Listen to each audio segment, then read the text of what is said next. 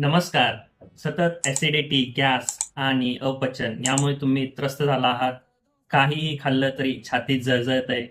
तात्पुरते उपाय करणं आता बंद करा. तुमच्या पोटाच्या सर्व समस्या मुळापासून संपवण्यासाठी मी घेऊन आलो आहे हे झंडू पंचारी सिरप. हे सिरप तुम्हाला कोणत्याही मेडिकल स्टोअरमध्ये सहज उपलब्ध होईल.